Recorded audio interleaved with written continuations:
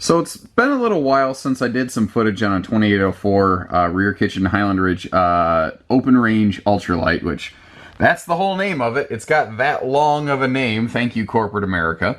But since I captured my original footage, some really nice updates have gone into it, specifically in the interior. Even within the same model year, there was a big update wave that came through. And I really just want to do a quick flyby to give you the 411 on all the little updates and whatnot right there.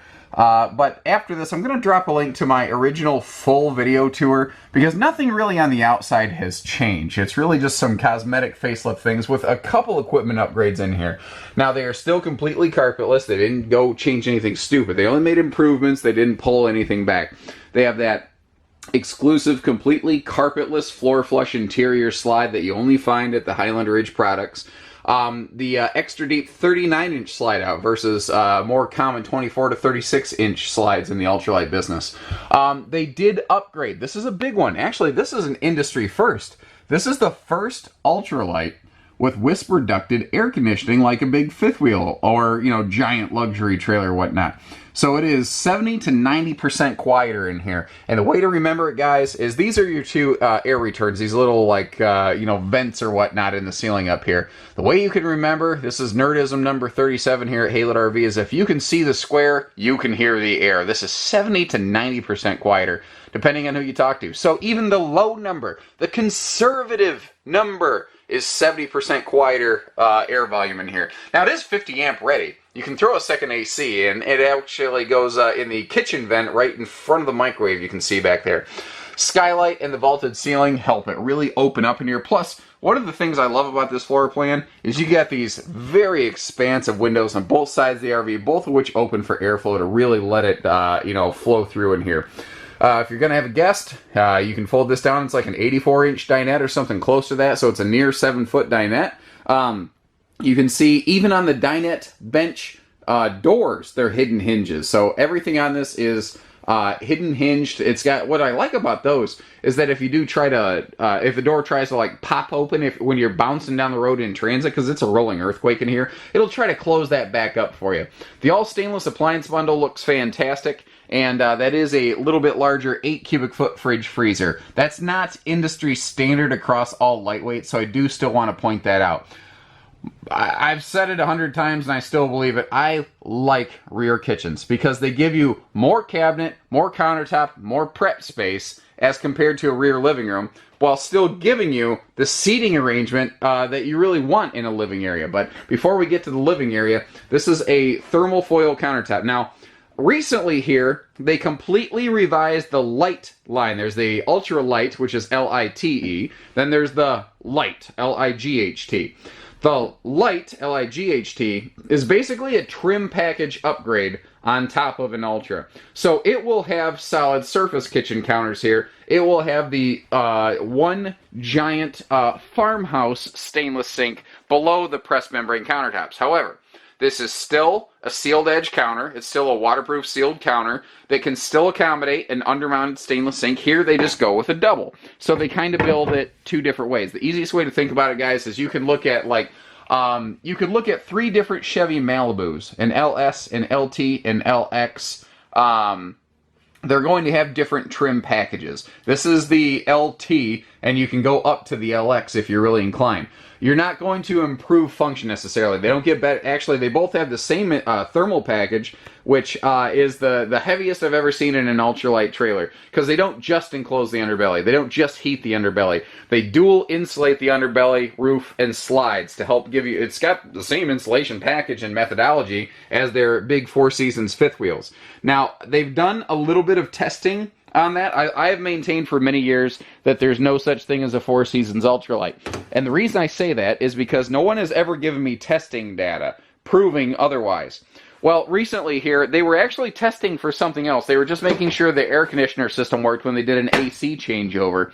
And when they did some air and cooling tests, they only did it for 5 hours. But they were passing. They were passing what would be considered like a Four Seasons rating. They haven't specifically tested it for that. But again, having the same insulation bundle as a big Four Seasons fifth wheel, which I don't even like the term Four Seasons because there's nothing that's truly Four Seasons, by the way. That's a whole nother topic I've done separate videos on. But what people call Four Seasons fifth wheels, this has the same package and apparently pretty similar performance. This is one of the things, when you see the original video I put together, you'll see I actually provided some creative input on this model. I was chatting with our open range rep, and we have an idea. We want to change around a rear kitchen. We want to put a theater seat right here, but what else do we do with it? And I said, I think that's a great idea, because theater seats are really cool. This is, if you get up close to it, you can see it's actually got the heated massage controllers on each side and those LED lit cup holders. You can recline that if you really want. There's even LED lighting under it for accents. I said you need to put the entertainment center across from it, because one of the things I've seen, it didn't used to be a problem, but now that we're placing more and more focus on the position of the entertainment system, it became a problem, and that is that rear kitchens, all of the seats faced inward, but the TV faced straight back to the wall. No one ever got a good shot at the TV. So I said, put the TV directly across from that theater seat. And then make it so that the TV can pivot around. So if you want to watch it in the kitchen, in the dinette, you can do that. And they did it. They did it exactly like I suggested, and it took off. They're like, yeah, but what if the grandpa and grandma buy this and they want the grandkids to stay over for the night? I said, well, then put a big giant U-dinette over here. People like U-dinettes. Plus, it gives you storage, and it's a full-size real U-dinette, not the pretend U-dinette that you can actually fit 4 people around that right there. What's great is how they didn't waste anything. Now, behind the TV swings out, and you can see that it's just full, unadulterated storage back there. And even their overhead cabinet doors are strutted for easy access. Now, you're thinking, yeah, but what about behind the fireplace? Well, there's an outside compartment door to get to the storage back there as well, so nothing's wasted. Remember, all the countertops, even here on like this little off area, I like to call this the entry bureau. It's just a perfect place to like have phone chargers and whatnot with those little appliance plugs. It's got really like almost a office feel to it. I could see that being used as something of a home office if you just pull up a little chair when you need it. 6 drawers in this thing, so I mean it's got all kinds of great storage. This is just an open area, and they said, why not? Why not just throw a ton of storage in it? Now for traveling, when you're going down the road, there's your entry door directly next to your bathroom and your bedroom, so it's very easy to like hop in and out in transit. But notice the smart detail stuff, like they put a little door stopper down here. And that's so that when you open up the bathroom door, you don't crush and break your thermostat.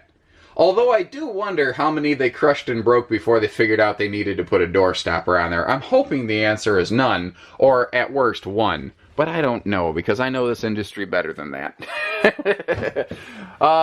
So the bathroom hasn't really changed as compared to the previous incarnation, and that is a good thing. This is a very well executed bathroom. You got dual entry, so it's easier to access from either area on either side of the bed. We still have the nicer toilet set up in here with lots of leg room around it. The easy entry split open shower door. Now between the positioning of the skylight and the near 6-inch ceiling vault, you can, this is very tall person friendly is kind of what I'm getting at. Also, they don't have the illusion of a linen cabinet in here. They have a linen cabinet in here. And what I mean by that, you have to open the doors up. If you, at some point, you're going to have to get off the computer. You're going to have to get into a vehicle. And you're going to have to try one of these on. I call it like our dressing room. You have to try it on for size eventually.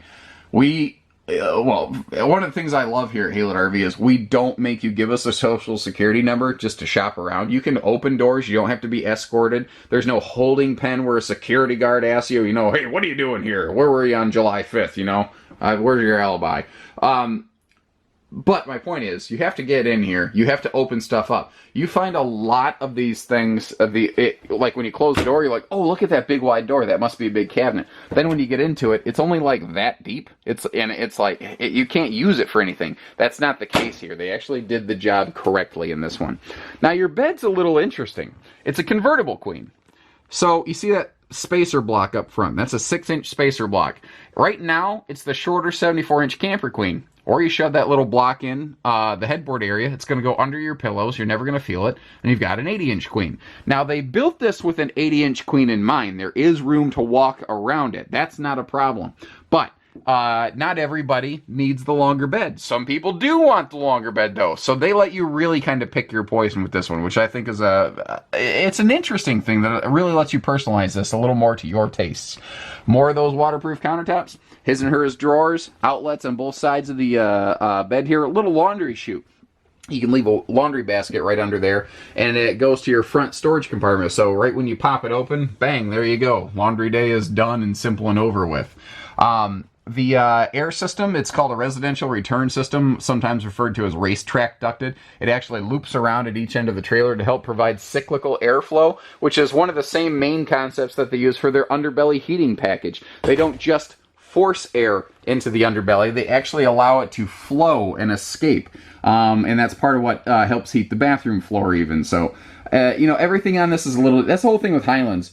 You don't see Highland Ridge RVs on like every street corner. This is a fairly exclusive brand, actually. They're kind of picky who they allow to sell their product in most cases. But the point I'm making here is everything on this is a little different. But everything on every RV is a little different. And that's what makes every RV the best in a different way. And having the big selection like we do here at Haylett RV, in rear kitchens I've got Jaycos and Passports and obviously the Highlands here and a variety of Coachmans, and they all do different things really, really well. And there's just, I wish you could somehow magically mash them all together to get the one perfect RV, but by doing certain things, they disqualify other things. And that's why I have to have a selection here so that you can really zero in on what you like. So stay tuned. Check out the little link I'm dropping on the screen so that you can review the full video tour of the 2804 Rear Kitchen Ultra here. And give us a call when you're ready. Take care, stay safe, have fun, and happy camping, everyone.